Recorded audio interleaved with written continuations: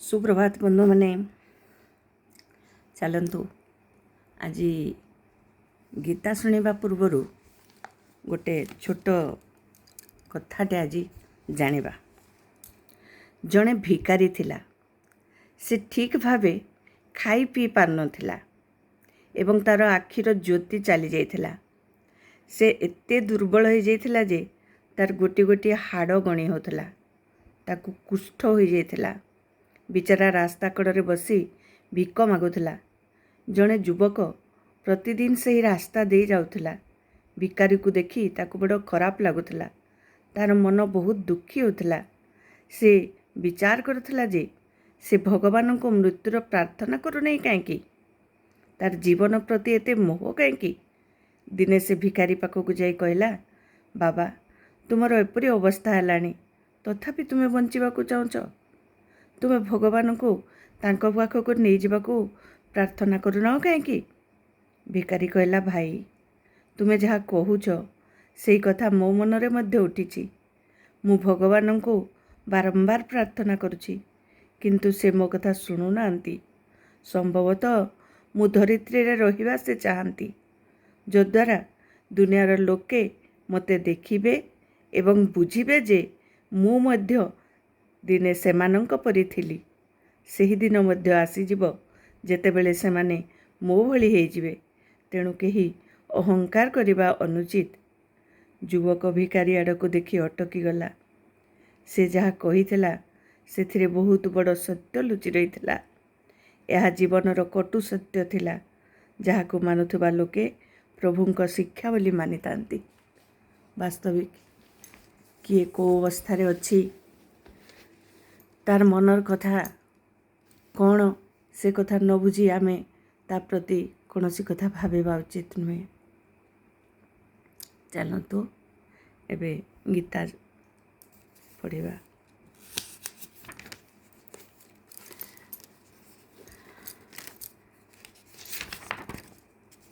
श्रोतादीनिन्द्रियाण्यन्ये संयमाग्नि कुहति, शब्दादीन विषयान्य इंद्रियाग्निषु जुहति।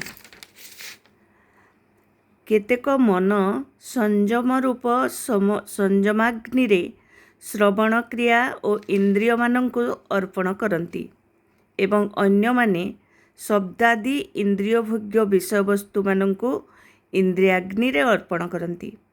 मानव समाज रे थिबा चारि आश्रम विभाग यथा ब्रह्मचारी, गृहस्थ, वानप्रस्थ और सन्यासी, एमाने समस्ते लोक मानंकु उपयुक्त योगी हेबारे साहाय्य करिबा उचित।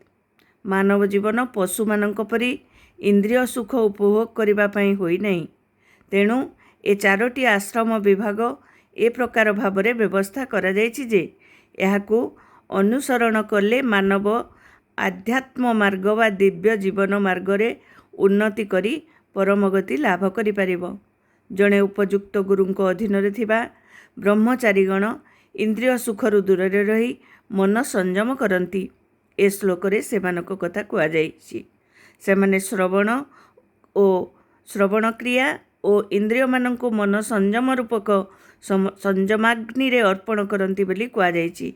ब्रह्मचारी कृष्ण चेतना संबंधी विज्ञान श्रवण करे। कृष्ण विज्ञान को बुझिबा निमित्त श्रवण होछि मौलिक पंथा एवं सेइथिपाई जणे ब्रह्मचारी सर्वदा हरे नामानुकीर्तन अर्थात हरिनाम कीर्तन वा भगवानंकर लीला गुण कीर्तन करिथाए। सेहिथिरे से रत थाए। से हरि कथा श्रवण करुथाए और हरिनाम कीर्तन करुथाए। जो माने मन और इंद्रिय संयम करी आत्मानुभूति लाभ दिगरे आग्रही, से माने समस्त इंद्रिय कर्म तथा प्राणवायुर कर्म मन संयम रूपक अग्नि रे आहुति रूपे अर्पण करती। पतंजलिंकर योगसूत्र रे आत्मा को प्रत्यय आत्मा एवं परग आत्मा बोली कहा जाए। जे पर्यंत आत्मा इंद्रिय सुख प्रति आसक्त थाए से पर्यंत ताकू परग आत्मा बोली कहा जाए। शरीर मध्य कर्म करुथबा 10 प्रकार वायुर कर्म रे आत्मा संपृक्त थाए एवं श्वास प्रश्वास क्रियारु प्राणवायु मानकर कर्म जना जाए। ପତଞ୍ଜଳିଙ୍କର ଯୋଗସୂତ୍ରରେ ପ୍ରାଣବାୟୁର ସଂଯମ କ୍ରିୟା କଥା ବର୍ଣ୍ଣନା କରାଯାଇଛି। ତଦ୍ୱାରା ଶରୀର ମଧ୍ୟସ୍ଥ ସମସ୍ତ ପ୍ରାଣବାୟୁର କ୍ରିୟା ସଂଯତ ହୋଇ ପରିଣାମରେ ଆତ୍ମାକୁ ଭୌତିକ ଦୋଷରୁ ମୁକ୍ତ କରିବାରେ ସହାୟକ ହୁଏ। ଏହି ଯୋଗ ବିଧି ଅନୁଯାୟୀ ପ୍ରତ୍ୟେକ ଆତ୍ମା ହେଉଛି ଅନ୍ତିମ ଲକ୍ଷ୍ୟ। ଏହି ପ୍ରତ୍ୟେକ ଆତ୍ମା ଭୌତିକ କର୍ମରୁ ଏକ ଅପସାରଣ ଅଟେ। ଇନ୍ଦ୍ରିୟ ଗୁଡ଼ିକ ଇନ୍ଦ୍ରିୟ ଭୋଗ୍ୟ ବିଷୟବସ୍ତୁ ସହ ଜଡ଼ିତ ତଥା କର୍ଣ୍ଣ ଶ୍ରବଣ କ୍ରିୟାରେ ଜଡ଼ିତ, ଚକ୍ଷୁ ସ୍ପର୍ଶ କ୍ରିୟାରେ ଜଡ଼ିତ, ନାସିକା ଆଘ୍ରାଣ କ୍ରିୟାରେ, ଜିହ୍ୱା ଆସ୍ୱାଦନ କ୍ରିୟାରେ ଏବଂ ହସ୍ତ ଦର୍ଶନ କ୍ରିୟାରେ ଜଡ଼ିତ। ଏହିପରି ଭାବରେ ଏମାନେ ସମସ୍ତ ଆତ୍ମା ବାହାରେ କର୍ମରତ। ଏଗୁଡ଼ିକୁ ପ୍ରାଣବାୟୁର କର୍ମ ବୋଲି କୁହାଯାଏ। ଆପାନ ବାୟୁ ଅଧୋଗତି କରେ, ବ୍ୟାନ ବାୟୁ ଆକୁଞ୍ଚନ ଓ ସମ୍ପ୍ରସାରଣ ଦିଗରେ କାର୍ଯ୍ୟ କରେ, ସମାନ ବାୟୁ ସମତା ରକ୍ଷା ଦିଗରେ କାର୍ଯ୍ୟ କରେ, ଉଦାନ ବାୟୁ ଊର୍ଦ୍ଧ୍ୱଗତି କରେ। କିନ୍ତୁ ଯେତେବେଳେ ବ୍ୟକ୍ତି ଜ୍ଞାନଲୋକ ଲାଭ କରେ ସେତେବେଳେ ସେ ସେମାନଙ୍କୁ ଆତ୍ମାନୁଭୂତି ଲାଭ ଦିଗରେ ବ୍ୟବହାର କରେ। ଆଉ କେତେକ ଏପରି ଯୋଗୀ ଅଛନ୍ତି ଯେଉଁମାନେ କଠିନ ବ୍ରତ ବିଧି ଆଚରଣ ଓ ତପଶ୍ଚରଣ କରି ସେମାନଙ୍କର ସମସ୍ତ ଭୌତିକ ବିଷୟବସ୍ତୁ ତ୍ୟାଗ କରି ଦିବ୍ୟାଲୋକ ପ୍ରାପ୍ତ ହୁଅନ୍ତି ଏବଂ ସେମାନେ କଠିନ ସାଧନା କରି ଅଷ୍ଟାଙ୍ଗ ଯୋଗ ଅଭ୍ୟାସ କରନ୍ତି। ଆଉ କେତେକ ଅଛନ୍ତି ଯେଉଁମାନେ ଦିବ୍ୟ ଜ୍ଞାନ ଲାଭ ନିମିତ୍ତ ବେଦପାଠ ରୂପ ସ୍ୱାଧ୍ୟାୟ ଜ୍ଞାନ ଯଜ୍ଞ କରନ୍ତି। ଆଉ କେତେକ ଅଛନ୍ତି ଯେଉଁମାନେ ପ୍ରାଣାୟାମ ପରାୟଣ କରନ୍ତି, ଅର୍ଥାତ୍ ସମାଧିସ୍ଥ ହେବା ନିମିତ୍ତ ପ୍ରାଣାୟନ କରନ୍ତି।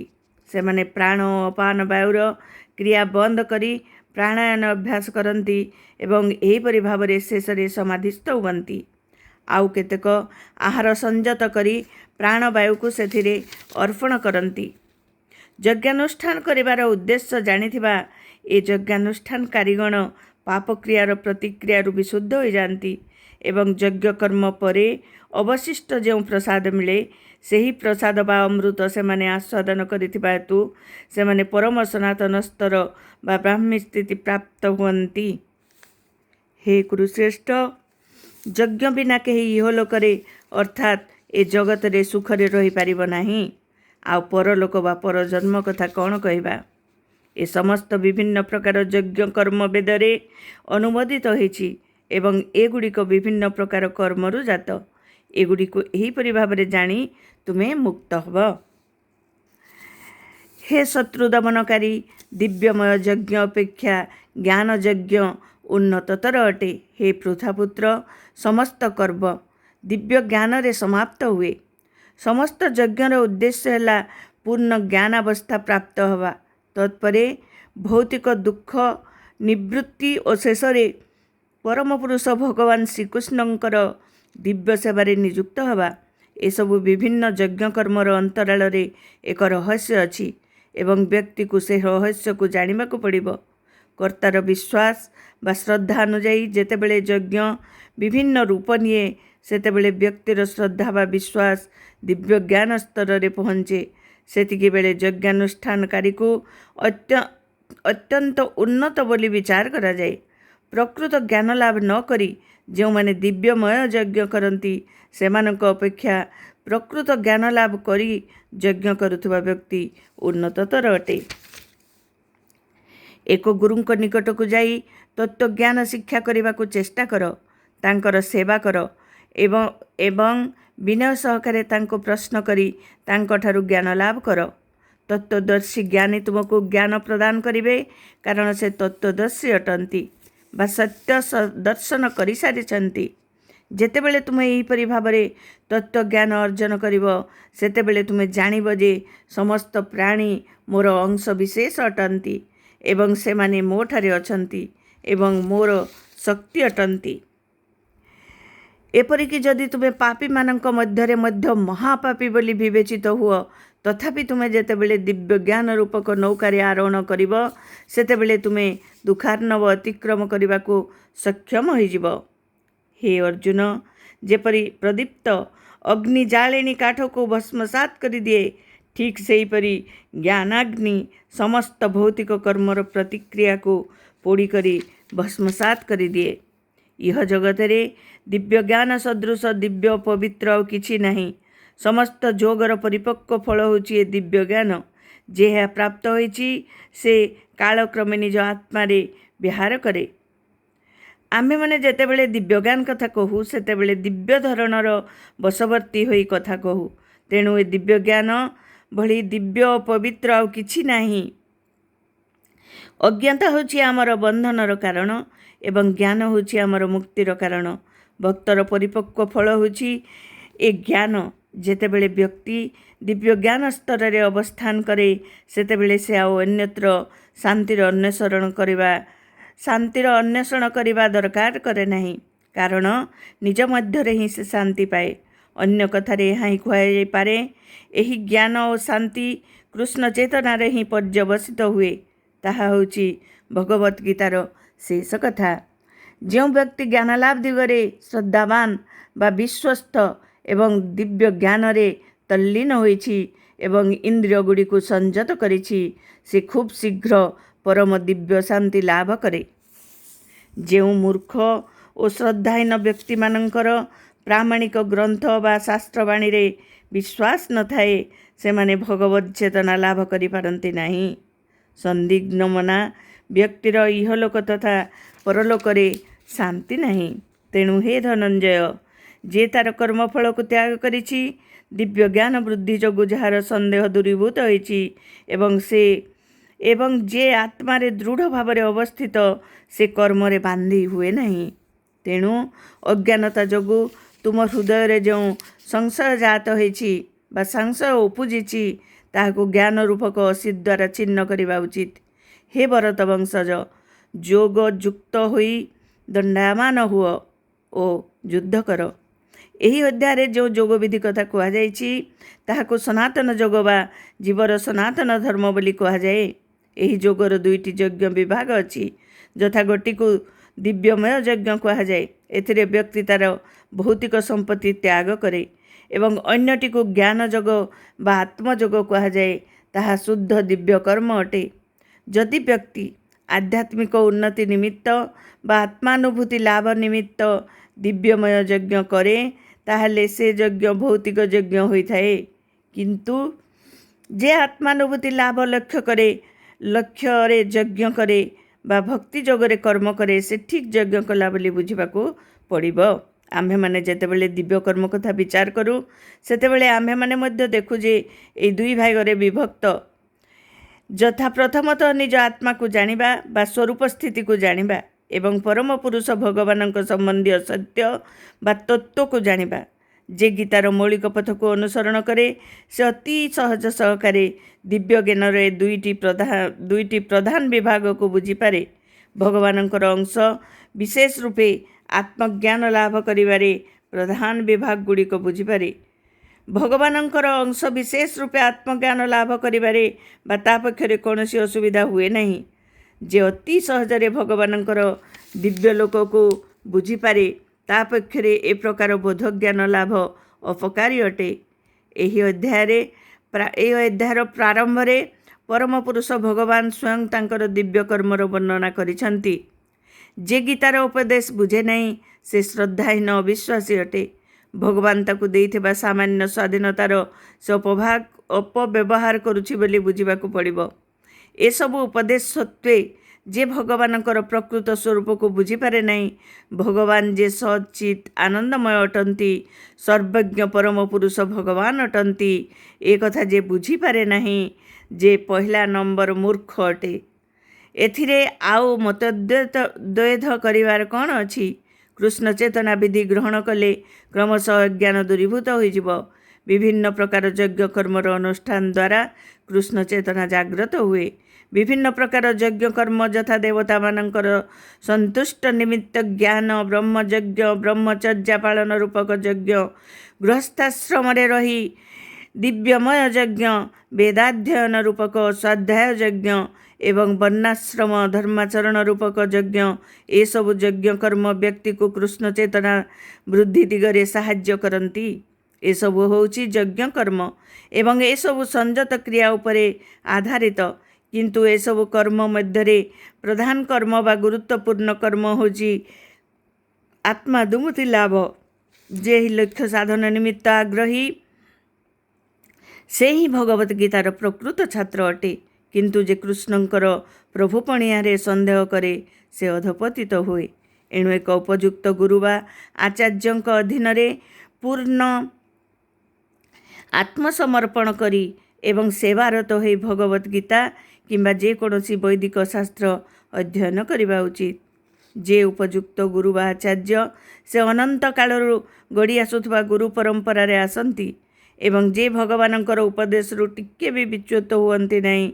भगवान जो उपदेश लक्ष लक्ष वर्ष पूर्वे सूर्य देवता को देइथिले से उपदेश को से अक्षरे अक्षरे पालन करती एवं शिष्य को ठीक से ही परि भावरे ही प्रदान करती। भगवान सूर्य देवता को भगवत गीतार जो उपदेश देइथिले ताहा सूर्य देवता ठारू ही गुरु परंपरा क्रमे ए धराधाम को आसीछि। तेणु व्यक्ति को भगवत गीतार पंथा ही अनुसरण करने को हब। गीता उपदेश को बुझिबा बा भगवान को बुझिबा निमित्त गीतारे जो निर्देश दिया जाइछि ताहाकु ही ग्रहण करने को पड़िबो। केतेक निजर बहादुरी देखैबा पई गीता उपदेश भाष्य लेखन्ति। सेमाने गीतार निर्देश को पालन करती नहीं। सेमाने लोकमानंकु प्रकृत पथरु विच्युत करती। ए प्रकार लोकमानंक प्रति सावधान हेबा उचित। भगवान होउचंती निश्चित रूपे परम पुरुष एवं तांकर कर्म बा लीला सबु दिव्य।